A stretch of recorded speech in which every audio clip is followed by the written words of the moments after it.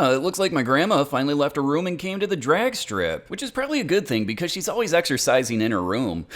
That crazy old lady, I can always hear her jumping on the bed.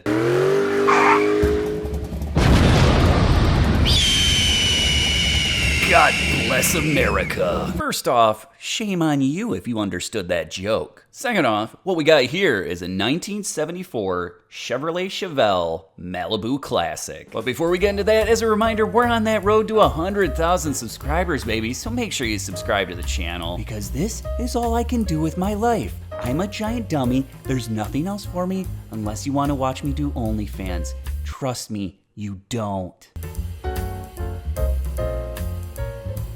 And this is definitely a matchup of the grandma cars. But before you geriatric watchers have some urine leakage into your diaper, just settle down. I love both of these cars. And why is that? I mean, let's start with the Chevelle. You know, it's not the quickest car around, and you might not think it's the best looking muscle car, but it is different, which I definitely like, so hear me out on this metaphor. Have you ever gotten sick of just dating supermodels just one after another? I know I have. Oh, and to the one woman that watches, just imagine I'm talking about men or whomever you might be attracted to. But if you're like me and you just get inundated by like insanely hot supermodels all the time, you wouldn't know them, they live in another town, but trust me, they do exist. But you kind of get a little bit bored. And in this situation, the supermodels are the conventionally attractive muscle cars. You know, like the Cuda, the GTO, the Chevelle. And just once in a while I say, you know what? I want something different. Even though I totally get like super hot, like supermodels all the time. So then this car is kind of like that one librarian. They're a little more refined and quiet and attractive. And then when you get under that hood, they're an absolute banshee. And that's because this car has got a 454 hiding under there. And yeah, compression ratio is only 8.5 to 1, but this thing was still rated 235 net horsepower and 360 pound-feet of net torque. And you might be thinking, well, the 454 was only available in the S3. Wrong, dummies. There was a sneaky little way of getting a 454 through the police package. So why don't we unzip and check out that glorious package, which is definitely something I've never heard in my lifetime.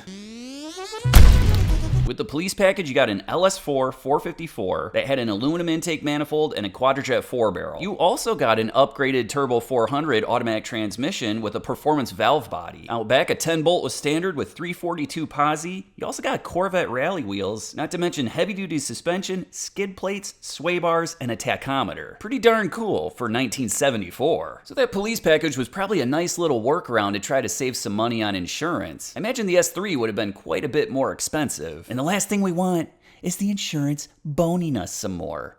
You know what I always say? If you want to get boned, do your taxes.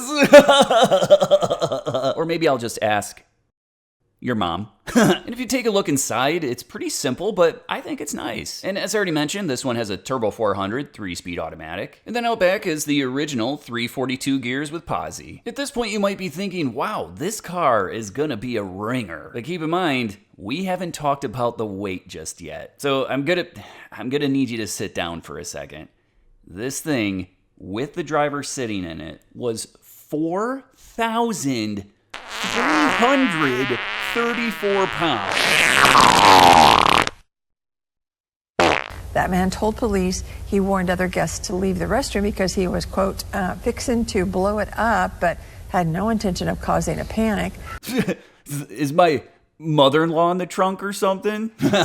Just kidding. If she were in the trunk, this thing would be well over 5,000 pounds. She's very unhealthy.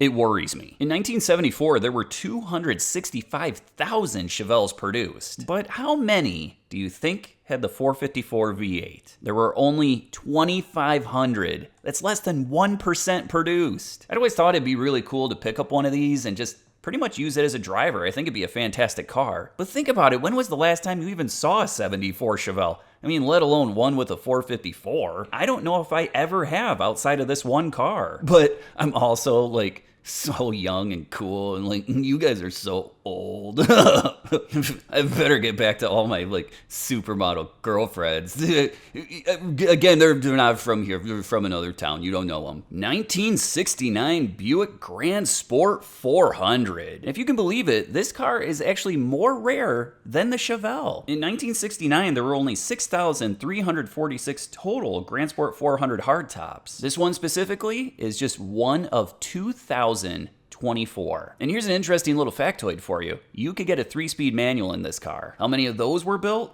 79. The base engine with the Grand Sport was a 350 rated 280 horsepower. And don't you dare think it's a Chevrolet 350.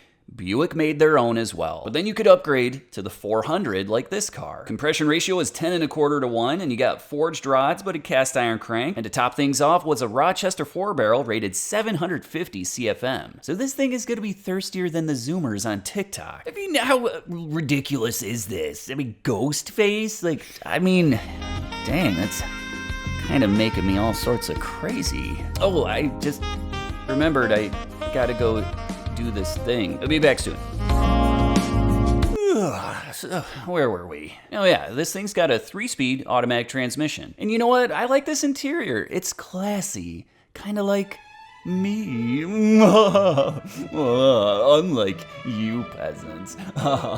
Where is Ghostface again?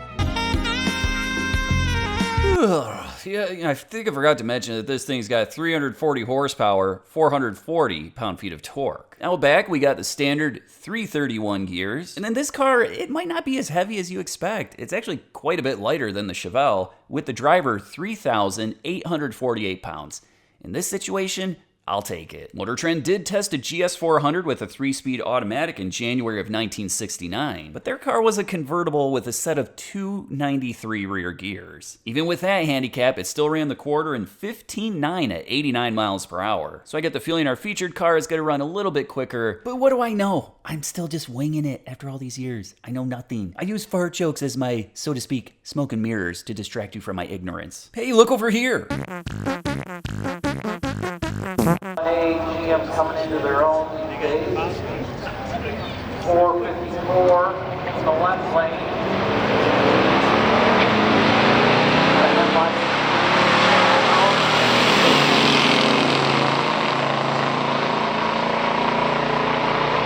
right, and we'll go to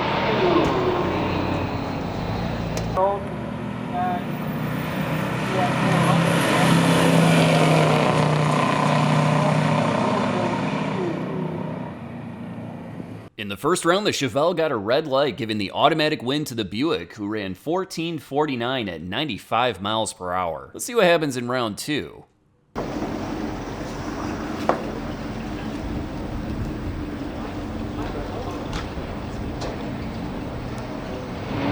next Herman girls and Cosbrook.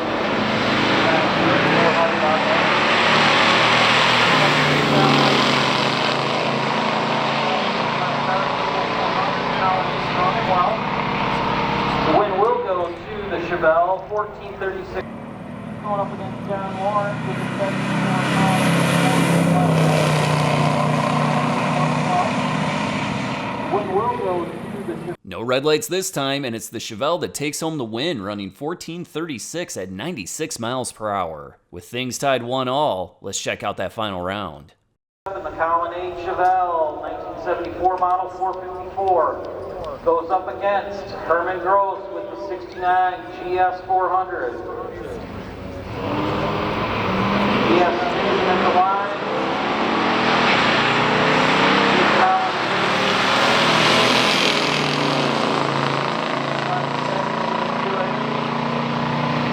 Chevy goes through 14.35 and 96 to a 14 colonnade. Looks like it's going to be the winner.